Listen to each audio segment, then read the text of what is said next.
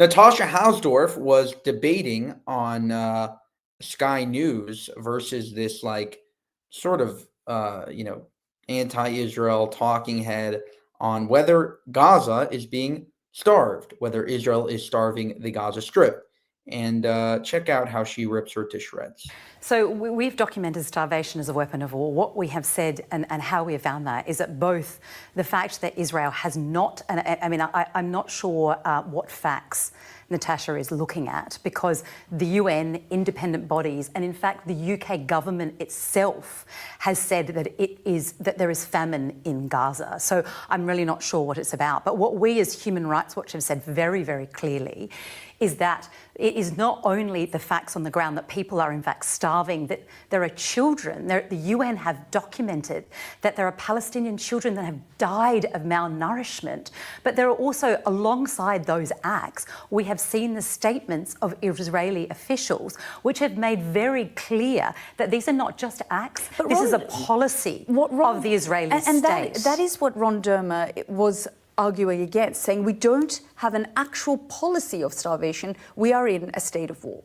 The policy is clear. I mean, you see statement after statement from Israeli officials talking about the fact that until Hamas is defeated, they will not allow food into Gaza. That is collective punishment of the entire Palestinian people for the acts of Hamas. That is using starvation as a weapon of war. And I might just add as well, on the point of jurisdiction, I didn't hear you or other people raising these concerns, even the UK government raising these concerns, when there was an arrest warrant for Putin. We'll get to Russia is not a signatory to the ICC either. We'll get to that in a moment, but Natasha, your reaction? No, the issue of jurisdiction comes down to this invention of a Palestinian state and the legal acrobatics. Do you not agree with the pre-trial chamber? I'll just allow it. And the legal acrobatics on display from the previous prosecutor, Fatou Bensouda, at the pre-trial chamber are exactly what I'm talking about in terms of international law being thrown out of the window.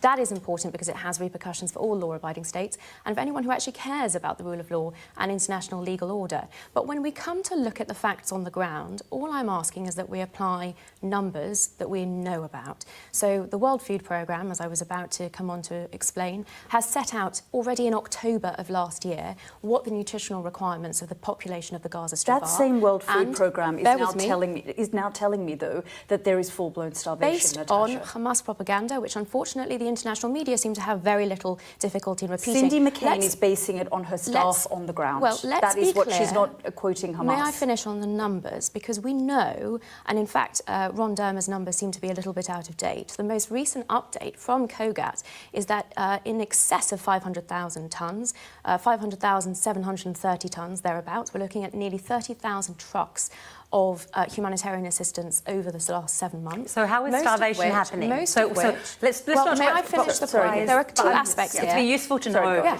why you're saying, why is there starvation there? Let me answer. Or are you saying that there's no starvation? Well, you've just heard Ron Dermer, who has more information than I think all of us put together. And more than the UN and aid agencies on the ground. May I finish my sentence? Saying that there is no starvation in Gaza. But what we do know is that a couple of weeks ago, the last time I checked, there were 650 trucks which were inspected by Israel that were piling up on the border of Gaza post-inspection. Rafah, the Rafah crossing where Israel has closed. Is that where you're talking? Whereabouts are they piling up? Sorry, but whereabouts are they piling up? After inspection at Nitzana and Kerem Shalom. If you stop... Kerem Shalom, they have not even been at that. You know why they're banked up at Kerem Shalom? No. Is because humanitarian organisations cannot get to Kerem Shalom because it's so dangerous. Well, because we have... And because you know what? Humanitarian organisations have been targeted by Israel. No. We documented 8 incidences. Human Rights Watch just came out last week.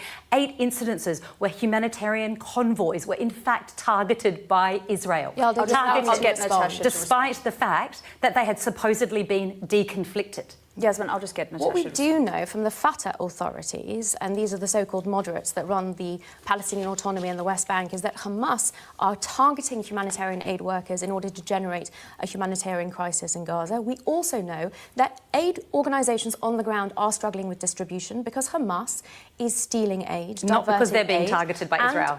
No, Israel doesn't target humanitarian aid workers. No, so or what civilians. happened with those It incidents? has What been happened with the clear. World Central Kitchen, with the real medical aid for experts in this, Palestine? and the people who have been on compound? the ground, the real That they experts didn't here happen? have been clear that the measures that Israel takes to prevent civilian casualties, including providing humanitarian corridors. I mean, the gentleman There earlier is was nowhere suggesting that safe people to cannot go move. in Well, that's Gaza. nonsense because 900,000 people So all of have the just gone humanitarian- over the last I've 2 got days. about 30 seconds to It's go. not So, borne Natasha, out by the I'll give you reality about or the 15 facts on the seconds. ground. And I all don't know that what we're reality saying- that you're speaking And about, because it's Natasha- not a reality that the UN or anyone else. Okay, and we'll leave it there. But thank you. I think she's speaking about the reality. I'll take it one further. Israel doesn't have the responsibility to feed the entire Gaza Strip. These are people that elected Hamas. A lot of them support Hamas. The idea that Israel is somehow responsible for the civilian population of Gaza when they use their own water pipes as rockets to shoot at Israel just isn't based in reality. There's no reason why Israel has to feed people that literally are vowed to Israel's destruction. Again, and the idea that Hamas isn't stealing aid is insane, because you see videos day after day, literal videos of armed militants, Hamas, of members literally just jumping on these trucks and taking them over. So we know that they steal aid. If you're going to argue how much, you can argue how much, but we know that they definitely do steal aid. And so the idea that Israel has to somehow go past Hamas in order to get aid to people that hate them in order to prolong this war is crazy. If they would have just 2 weeks, full circle siege, it would have been over in 2 weeks and Hamas would have surrendered. Instead, we're feeding our enemies and keeping them alive while also bombing them. So how does that make sense? If you're going to bomb them and then also give them food, you're not fooling anyone. It's total stupidity that we're prolonging this war by literally giving these people a lifeline, and just creating more and more suffering. Instead of just doing a siege, would have been over in 2 weeks, less people would have died, and they would have surrendered. For more, subscribe to the channel. If you want to help us make more of these videos, you can go to buymeacoffee.com/JewishUncensored. That's buymeacoffee.com/JewishUncensored. Thank you, and have a